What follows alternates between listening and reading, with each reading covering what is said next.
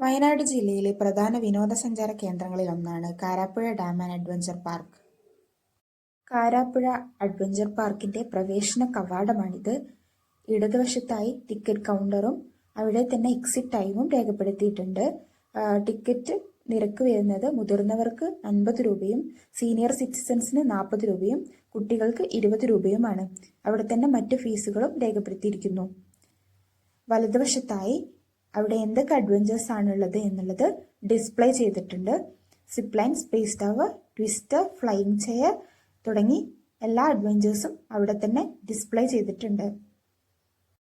പ്രവേശന കവാടം കടന്ന് മുമ്പിലേക്ക് പോകുമ്പോൾ വിശാലമായ ഗാർഡൻ ഏരിയയാണ് സെറ്റ് ചെയ്തിട്ടുള്ളത്.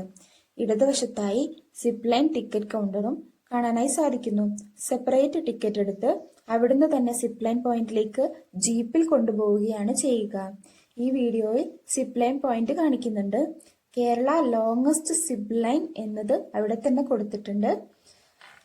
ഡാമിന് കുറുകെയുള്ള സിപ്ലൈൻ യാത്ര വളരെ മനോഹരം തന്നെയാണ്.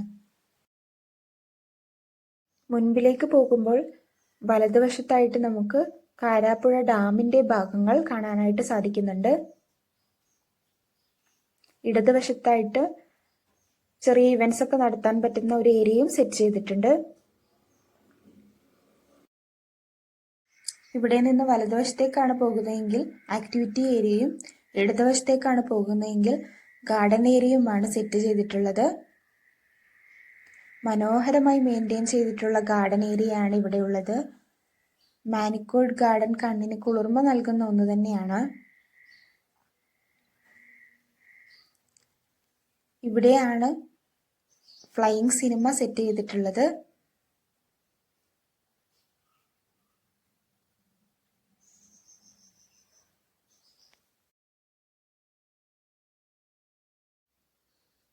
മുമ്പിലേക്ക് നോക്കുമ്പോൾ കാരാപ്പുഴ ഗാർഡൻ എന്ന് മാനിക്കോഡ് ചെയ്തു വെച്ചിരിക്കുന്നത് കാണാം. ഈ ഗാർഡനിൽ നിന്ന് നോക്കുമ്പോൾ തന്നെ നമുക്ക് ആക്ടിവിറ്റി ഏരിയ കാണാനായിട്ട് സാധിക്കുന്നുണ്ട്. Giant swing, space tower, flying chair ഒക്കെ നമുക്ക് ഇവിടുന്ന് കാണാനായിട്ട് സാധിക്കുന്നുണ്ട്. ഈ വലതുവശത്തായിട്ട് കാണുന്നതാണ് VR സോൺ. അവിടെ നിന്നാണ് നമുക്ക് വിർച്വൽ റിയാലിറ്റി ഒക്കെ എക്സ്പീരിയൻസ് ചെയ്യാനായിട്ട് സാധിക്കുന്നത്.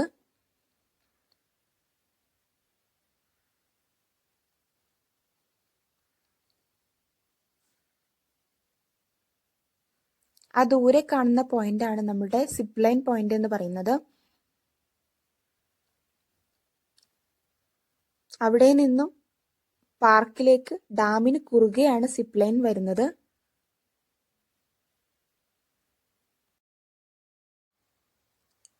രാവിലെയോ വൈകിട്ടൊക്കെയാണ് ഇവിടെ ടൈം സ്പെൻഡ് ചെയ്യാൻ ഏറ്റവും ഉചിതം. ഉച്ചസമയം ഒഴിവാക്കുന്നതാണ് നല്ലത്. ഫാമിലിയുമായിട്ട് സമയം സ്പെൻഡ് ചെയ്യാൻ പറ്റുന്ന നല്ലൊരു സ്ഥലം തന്നെയാണിത്.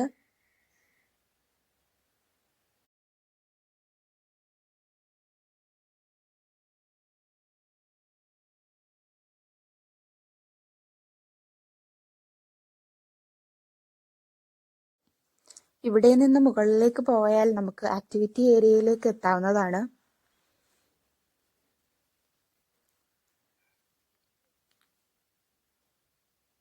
ഈ കാണുന്നതാണ് ട്രംപോലിൻ പാർക്ക്.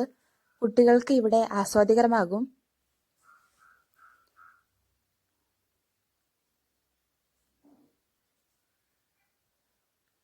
ഇവിടെ നമുക്ക് വാച്ച് ടവറും ജയന്റ് സ്വിംഗും ഒക്കെ നമുക്ക് കാണാനായിട്ട് ഇവിടെ സാധിക്കുന്നുണ്ട്. ഒരുപാട് നേരം ടൈം സ്പെൻഡ് ചെയ്യാനുള്ള സിറ്റിംഗ് അറേഞ്ച്മെന്റും വാച്ച് ടവറും ഒക്കെയാണ് ഇവിടെ ഉള്ളത്.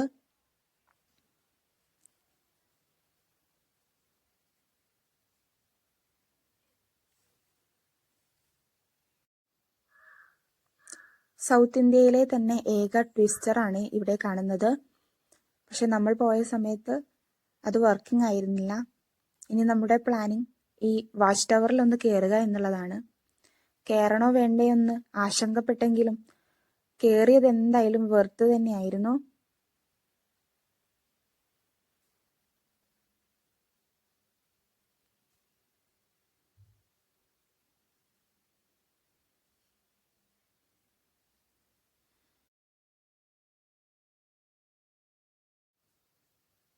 ഇതായിരുന്നു വാച്ച് ടവറിന് മുകളിൽ നിന്നുള്ള കാഴ്ച. ഡാമിന്റെ ഭാഗങ്ങളും പാർക്കിന്റെ ഭാഗങ്ങളും നമുക്ക് ഇവിടുന്ന് കാണാനായിട്ട് സാധിക്കുന്നു. മുകളിൽ നിന്നുള്ള വ്യൂ ഒന്നും പറയാനില്ല, അതിമനോഹരം തന്നെയായിരുന്നു.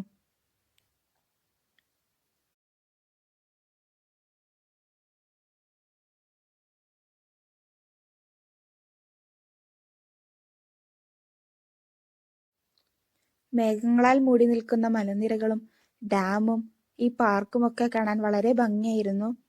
ഇവിടെ വരുന്നവരെന്തായാലും വാച്ച് ടവറിന് മുകളിൽ കയറാനായിട്ട് മറന്നു പോകരുത്.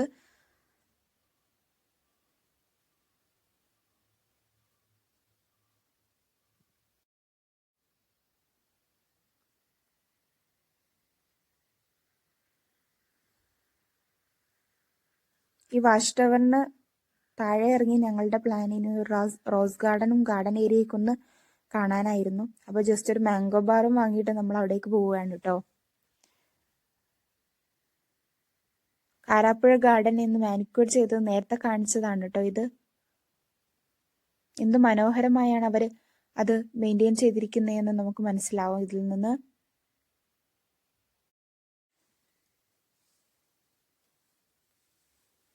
ഇതാണ് അവിടുത്തെ റോസ് ഗാർഡൻ. വളരെ വിപുലമായിട്ടുള്ള ഗാർഡൻ സെറ്റപ്പ് തന്നെയാണ് ഇവിടെ ഉള്ളത്. ഒരുപാട് ഫോട്ടോ എടുക്കാനും ഒക്കെയുള്ള വലിയ വിപുലമായ ഏരിയകൾ തന്നെയാണ് ഇവിടെ എല്ലായിടത്തും ഉള്ളത്.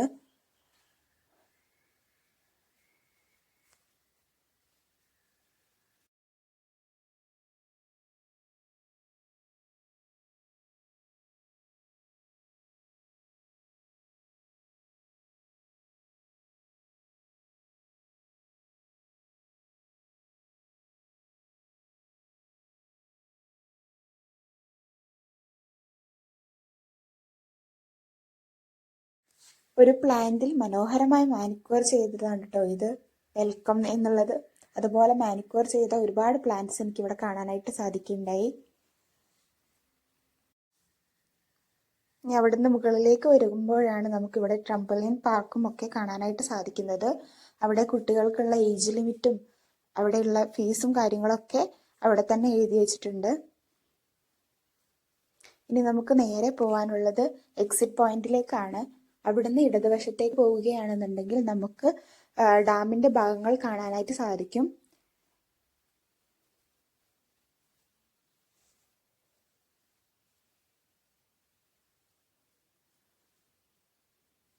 കുട്ടികളുമൊത്ത് വന്നാലൊക്കെ ഒരുപാട് കളിക്കാനുള്ള ഏരിയകളും ഒക്കെയാണ് ഇവിടെ ഉള്ളത് കേട്ടോ. ഇപ്പോൾ പോകുന്നത് ഡാമിന്റെ ഏരിയയിലേക്കാണ്. എന്തായാലും ഇതൊന്നും വിട്ടുപോകാതെ നമുക്ക് കാരാപ്പുഴ ഡാമിലേക്ക് വന്നാൽ കാണാനായിട്ട് സാധിക്കും കേട്ടോ. എന്ത് മനോഹരമാണ് ഈ കാഴ്ച എന്നുള്ളത് കണ്ടാലേ പറയാനായിട്ട് നമുക്ക് സാധിക്കുകയുള്ളൂ. എൻ്റെ ക്യാമറയിൽ അത്രയൊന്നും വൃത്തിയായിട്ട് എല്ലാ ഭാഗങ്ങളും കിട്ടിയിട്ടില്ല.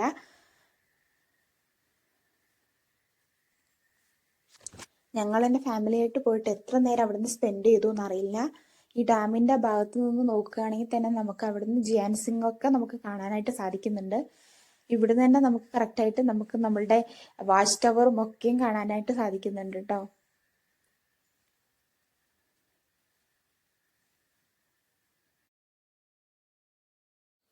എന്തായാലും വയനാട്ടിലേക്ക് വരികയാണെന്നുണ്ടെങ്കിൽ നിങ്ങൾ മിസ് ചെയ്യാൻ പാടില്ലാത്തൊരു സ്ഥലം തന്നെയാണ് കേട്ടോ ഈ കാരാപ്പുഴ അഡ്വഞ്ചർ പാർക്ക് എന്ന് പറയുന്നത്.